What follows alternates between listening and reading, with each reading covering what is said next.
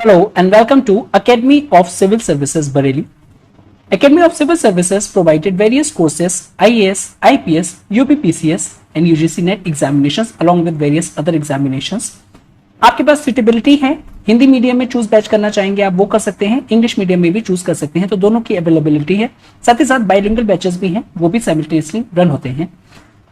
Just after class 12 special program run करती है academy of civil services, जिसमें 3 years का स्पेशली डिजाइन कोर्स है।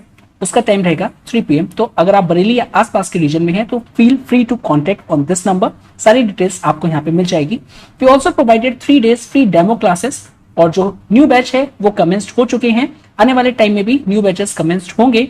जो नेक्स्ट बैच होगा वो स्टार्टिंग होगा फ्रॉम 30th अगस्त 2021 से। सो कोई भी इंफॉर्मेशन आपको चाहिए तो प्लीज इस नंबर पे कांटेक्ट करके सारी इंफॉर्मेशन आप ले सकते हैं। और अगर आप आसपास रहते हैं तो please visit 3 days free demo classes हम run. Today's topic is current affairs through question 21st August 2021 and this is about me. Start करते हैं। Recently register of indigenous inhabitants जो न्यूज में है ये रिलेटेड है विच इंडियन स्टेट से, तो यहाँ पे जो करेक्ट आंसर है दैट इज द नागालैंड। देख लेते हैं ये न्यूज में क्यों था ये टर्म। तो ये जो नागालैंड के जो चीफ मिनिस्टर ने, वहां पे काफी ज्यादा फियर चल रही थी कि ये एक तरीके की सिमिलर एक्सरसाइज हो रही है जो कि Assam national register of citizens में है। तो यहाँ पे बात कर लेते हैं RIIN, ये एब्रिविएशन यूज किया जाता है register of indigenous inhabitants of Nagaland के लिए। तो ये एक तरीके से मास्टर लिस्ट है। अब इस लिस्ट में क्या क्या इंक्लूड हो जाएगा, तो सारे के सारे जितने भी इंडिजिनियस इनहैबिटेंट्स हैं स्टेट, उनके नाम होंगे इसमें।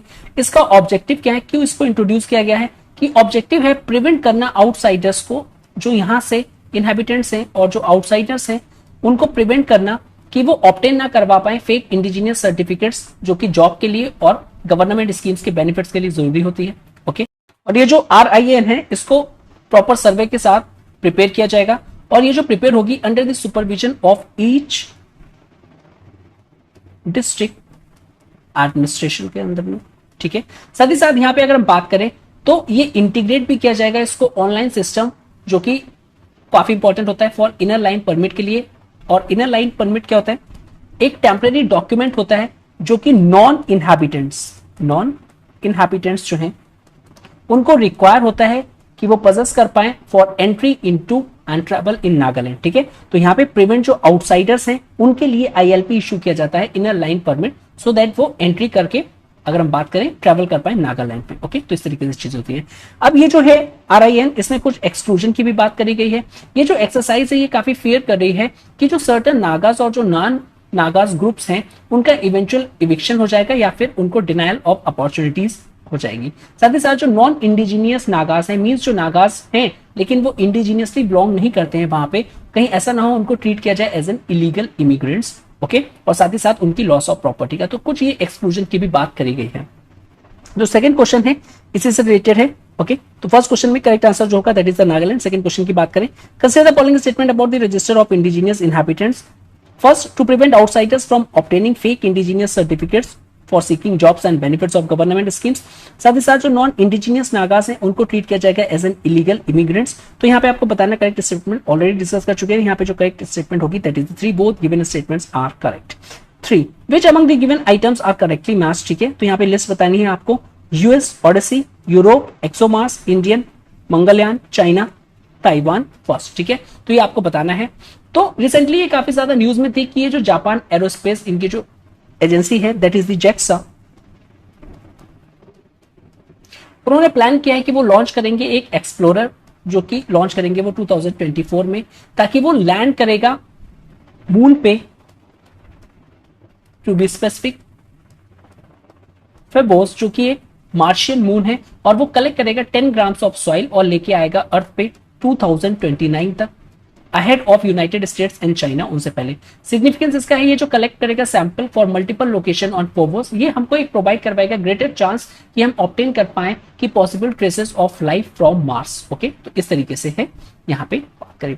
यहाँ पे अगर हम बात करें कि अर्लियर मिशन ऑन मार्स कौन कौन से हैं, तो यहाँ पे 3 मिशन जो है वो US के अंडर में है। ठीक है, ओडिसी, मैवन और मार्स रिकनेसेंस ऑर्बिटर, साथ ही साथ मार्च 2020 प्रिजर्वेंस रोवर एंड इंजेन्युटी हेलीकॉप्टर, ये 3 मिशन है। यूरोप से बात करें तो 2 यूरोप के मिशन है, इसमें आ जाएगा एक्सोमार्स और मार्स एक्सप्रेस, ये 2 चीज आ जाएंगी। इंडिया से बात करें तो सिंगल मिशन है, that is the Mangalyaan. China से बात करें 1 मिशन है, that is the Tianwen first, ये ऑर्बिटर भी है और रोवर भी है। यूए से बात करें तो वहां पे एमिरेट्स मार मिशन और होप स्पेसक्राफ्ट, तो ये सारी चीजें जो रिलेटेड हैं मार्स के एक्सप्लोरेशन से, तो ये अर्लियर मिशन हैं, ठीक है। तो ये काफी इंपॉर्टेंट है और उसी में हमें बताना है। तो यहां पे जो करेक्ट आंसर होगा that is the D, all are correct. Next question, consider following statement about the unite aware. तो यहाँ पे जो यूनाइट अवेयर है उसके बारे में आपको बताना है कि क्या एग्जैक्टली ये है। सबसे पहले देख लेते हैं एग्जैक्टली यूनाइट अवेयर है क्या। तो एक्सटर्नल अफेयर्स, ये जो एक्सटर्नल अफेयर्स मिनिस्ट्री है उन्होंने अनाउंस किया है कि वो रोल आउट करेंगे एक सिचुएशनल अवेयरनेस प्लेटफॉर्म और पार्टनरशिप में करेंगे with the UN, that is the unite aware, to help enhance the safety of UN peace keepers. जो यूएन पीस कीपर्स हैं उनकी सेफ्टी को इनहेंस करना है, तो सेफ्टी इंक्रीज करना है। यूनाइटेड नेशन जो पीस कीपिंग के अंडर में जो पीस कीपर्स होते हैं उनके लिए सिक्योरिटी। अभी इसको अनाउंस किया गया है, जो एक recent United nation security council की एक ओपन डिबेट हुई थी on the technology and peace keeping पे। अब बात कर लेते हैं ये यूनाइट अवेयर है क्या। ओके, तो यूनाइट अवेयर जो है एक तरीके से मोबाइल टेक्नोलॉजी है, एक मोबाइल टेक प्लेटफॉर्म है जो कि डेवलप किया है इंडिया ने। और ये क्या प्रोवाइड करवाएगा, ये टेरेन रिलेटेड इंफॉर्मेशन प्रोवाइड करवाएगा कि किसी एरिया में जो टेरेन रिलेटेड इंफॉर्मेशन काफी क्रूशियल हो जाती है, तो ये एप्लीकेशन वो प्रोवाइड करवाएगा to the UN peace keepers को, सो वो इंश्योर कर पाए अपनी सेफ्टी को। ओके, साथ ही साथ इसको डेवलप किया है in partnership with the UN department of peace keeping operation and department of operational support. Okay, अब बात कर लेते हैं ये जो पीस कीपिंग का मिशन है ये क्या होता है। तो यूनाइटेड नेशन पीस कीपिंग जो ऑपरेशन होते हैं वो पुलिसिंग और एक तरीके से पीस बिल्डिंग एक्शन कैरी करते हैं by the United Nation to bring order and stability in the nation. Okay, जो वॉर टाउन कंट्रीज है जहां पे पहले वॉर चल रही है, कॉन्फ्लिक्ट चल रहा है, उन कंट्रीज में, नेशंस में ये स्टैबिल करना चाहते हैं और ऑर्डर को स्टैब्लिश करना चाहते हैं। इस तरीके से इनको डिप्लॉय किया जाता है। एवरी पीस कीपिंग जो मिशन होता है उसको ऑथराइज कौन करता है, तो ये काफी इंपॉर्टेंट है, तो उसको United Nations Security Council authorise करता है। ओके, अब इसकी कंपोजिशन की बात करें अगर हम, तो कंपोजिशन में अगर हम ये देखें तो पीस कीपिंग की जो फोर्सेस होती हैं इसमें जो आर्मीज होती हैं उनको कंट्रीब्यूट कौन करता है, तो उनको कंट्रीब्यूट करते हैं मेंबर स्टेट्स, जो भी वहां के मेंबर स्टेट्स होते हैं, यूएन के मेंबर स्टेट्स वो कंट्रीब्यूट करते हैं। और ये कंपलसरी नहीं होता है, वॉलेंट्री बेसिस पे होता है, कि जरूरी नहीं है कि वो लोग करें, लेकिन हाँ एक मॉरल ऑब्लिगेशन हो जाता है, वॉलेंट्री बेसिस पे वो लोग करते हैं इन ऑर्डर टू बेसिकली एक तरीके से पीस एंड स्टेबिलिटी को मेंटेन करना वॉर टॉर्न कंट्रीज में जहां पे वॉर जैसी सिचुएशन है या फिर हो चुकी है। यूएन पीस कीपर्स जो होते हैं उनको रिफर भी किया जाता है एज अ ब्लू बैरेट्स या फिर ब्लू हेलमेट, बिकॉज इनका जो कलर है लाइट ब्लू बैरेट्स होती है उनकी, और जो हेलमेट्स होती हैं। साथ ही साथ इसमें कौन कौन से आ जाते हैं, इसमें सोल्जर्स आ जाते हैं, पुलिस ऑफिसर्स आ जाते हैं और सिविलियन पर्सनल भी आ जाते हैं। ओके, तो यूएन पीस कीपिंग जो है उसके 3 प्रिंसिपल हैं जिसके थ्रू वो गाइड होता है। अब ये यूएन पीस कीपिंग के 3 प्रिंसिपल कौन कौन से हैं, that is the consent of parties, consent of parties.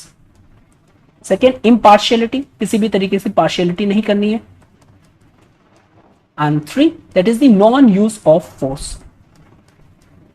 Non-use of force in self-defense and defense of the mandate. Okay.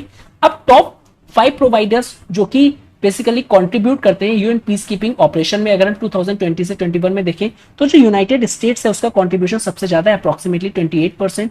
China जो है उसका 15%, जर्मनी जो है उसका 6%, जापान 8% और यूनाइटेड किंगडम्स अप्रोक्सीमेटली 6%। ओके, तो इस तरीके से इनका कंट्रीब्यूशन भी होता है। यहाँ पे अगर हम देखेंगे यूनाइटेड स्टेट्स का कंट्रीब्यूशन सबसे ज्यादा है। इस तरीके से it is an mobile tech platform developed by the India और इसका मेन ऑब्जेक्टिव है कि इनहेंस करना safety of UN peace keepers. तो यहाँ पे both the given statement are correct and 3 is the correct answer. Next question, What are the 3 basic principles of UN peacekeeping mission? तो consent of the parties, impartiality and non-use of the force, ये तीनों के तीनों जो हैं ये important principles हैं। तो यहाँ पे भी all of the above are the correct answer. Next, which among the given statement is are correct about the new development bank. अब रिसेंटली न्यू डेवलपमेंट बैंक काफी ज्यादा न्यूज में थी, तो इसके बारे में हम देख लेते हैं, उसके बाद हम क्वेश्चन को टैकल करेंगे। तो रिसेंटली ड्यूरिंग ब्रिक्स, अब ये ब्रिक्स क्या है, तो ये तरीके से एक्रोनिम यूज किया जाता है Brazil, Russia, India, China, south Africa के लिए। ठीक है, एक मीट हुई है जिसमें इंडिया ने प्रपोज किया है कि ये जो न्यू डेवलपमेंट है इसके स्कोप को एक्सपेंड किया जाए, सो दैट इसको स्ट्रेंथन किया जाएगा, सोशल इंफ्रास्ट्रक्चर, ओके, और इंडस्ट्री को प्रमोट किया जाएगा। अब ये जो स्ट्रेस कर रहा है new development bank social infrastructure पे, ये काफी इंपॉर्टेंट टर्म हो जाती है कि what exactly is social infrastructure.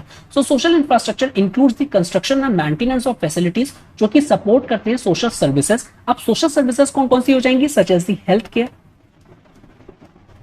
Education and housing, those are related to the society for the welfare of the society. तो यहां पे हम उनकी बात कर रहे हैं, health care, education and the housing. India जो है is the chair of the BRICS grouping, कब से करेगा, 2021, यानी इंडिया के हाथ में उसका चेयर है इस टाइम पे ब्रिक्स की। ठीक है, अब ये एग्जैक्टली न्यू डेवलपमेंट है क्या, तो ये एक मल्टीलेटरल डेवलपमेंट बैंक है। New development bank is an multilateral development bank.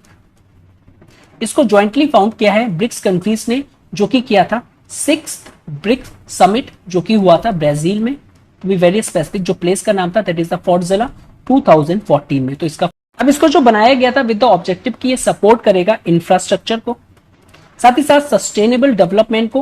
What do mean by sustainable development, तो सस्टेनेबल डेवलप मींस कि डेवलपमेंट ऐसा होना चाहिए जो कि सस्टेनेबल नेचर का होना चाहिए, कि काफी नेगेटिव इंपैक्ट ना करे इन्वायरमेंट में। ठीक है, तो जितनी भी जरूरत की चीजें हैं वो भी डेवलप हो जाए आपकी, और इन्वायरमेंट को भी नुकसान ना हो, तो सस्टेनेबल डेवलपमेंट की हम यहाँ पे बात करते हैं।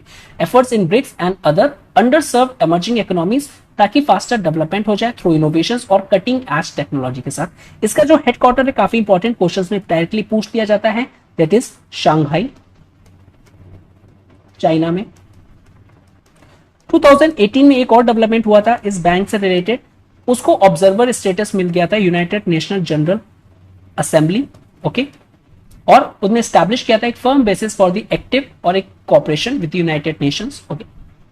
इसका ऑब्जेक्टिव देख लेते क्या है, कि इंपॉर्टेंट ऑब्जेक्टिव कि डेवलपमेंट करना, डेवलपमेंट को तेज करना जो कि इसकी मेंबर कंट्रीज है, इकोनॉमिक ग्रोथ को सपोर्ट करना, साथ ही साथ promoting competitiveness and facilitating job creation, competitiveness and job creation में भी काफी इंपॉर्टेंट रोल प्ले करना, साथ ही साथ building a knowledge sharing platform among develop countries की, अगर एक कंट्रीज ने नॉलेज कोई अगर गेन करी है तो उसको शेयर करना अमंग डेवलपिंग कंट्रीज के साथ, ओके। अब इसके पर्पस को फुलफिल करने के लिए जो बैंक है वो सपोर्ट करती है पब्लिक और प्राइवेट प्रोजेक्ट्स को, वेरियस लोन्स करती है, ग्रांट करती है, गारंटीज देती है, इक्विटी पार्टिसिपेशन और थ्रू अदर फाइनेंशियल इंस्ट्रूमेंट।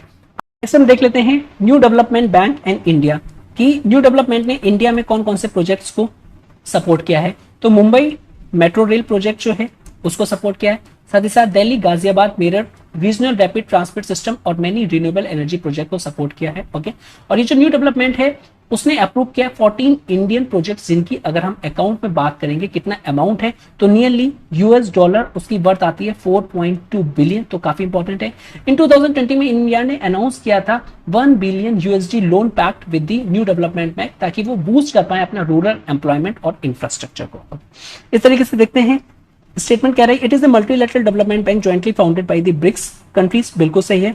इसका जो हेडक्वार्टर है लोकेटेड है शंघाई, चाइना में, तो correct answer is 3। Next question है consider the following statement about the SHARP technology. अब ये शार्प टेक्नोलॉजी काफी ज्यादा न्यूज में थी, तो सबसे पहले देख लेते हैं इस टेक्नोलॉजी के बारे में, उसके बाद हम करेंगे। सो डीआरडीओ की अगर बात करें, और डीआरडीओ की फुल फॉर्म जो है डिफेंस रिसर्च डेवलपमेंट ऑर्गेनाइजेशन, उन्होंने डेवलप करी है एक एडवांस शार्प टेक्नोलॉजी जो कि सेफगार्ड करेगा फाइटर एयरक्राफ्ट को। तो ये टेक्नोलॉजी किससे रिलेटेड है, दैट इज फाइटर एयरक्राफ्ट से रिलेटेड है of the Indian air force against hostile radar threats, okay. ये SHARP technology what exactly is an SHARP technology, तो शार्प एक इलेक्ट्रिक काउंटर मेजर टेक्नोलॉजी है जो कि military all over militaries worldwide use करती है कि वो प्रोटेक्ट कर पाए अपने नेवल शिप को, एयरक्राफ्ट को, या फिर कोई अदर सेंसिटिव टारगेट होगा, किससे, from radar and radio frequency, okay, ताकि जो एनिमी की जो मिसाइल्स आ रही हैं उससे इनको बचा पाए। अब ये जो शेफ है इसको कंपोज अगर हम बात करें तो कंपोजिशन में इसका यूज होता है स्मॉल अमाउंट ऑफ एल्यूमिनियम और जिंक कोटेड फाइबर्स, जो इन केस जो एयरक्राफ्ट होते हैं उनको अगर ऐसा लगता है कि वो थ्रेटन होने वाले हैं एनी रडार ट्रैकिंग मिसाइल से, जो शैफ है वो इजेक्ट कर देता है into turbulent wave of air behind the plane, जो कि made up of the aluminium और जिंक कोटेड फाइबर्स, तो कि वो डिस्ट्रैक्ट कर देती है। ओके, तो ये जो चैप डेवलप होती है एयर में, वो रिफ्लेक्ट करती है multiple targets for the missile guidance system, जिससे मिसाइल कंफ्यूज हो जाती है कि जो रियल टारगेट कौन सा है, और मिसलीड कर देती है इस तरीके से एनिमी रडार को, या फिर डिफ्लेक्ट कर देती है एडवर्सरी मिसाइल्स को, और जो मेन हमारा एयरक्राफ्ट होता है या फिर नेवल शिप है वो बच जाता है। तो पर्पस क्या है इसका एग्जैक्टली अगर हम समराइज करें तो ये कंफ्यूज कर देता है रडार गाइडेड या फिर infrared guided anti aircraft missile को, सो दैट वो डाइवर्ट हो जाए और मेन जो हमारा प्लेन है वो बच जाए। इंपॉर्टेंट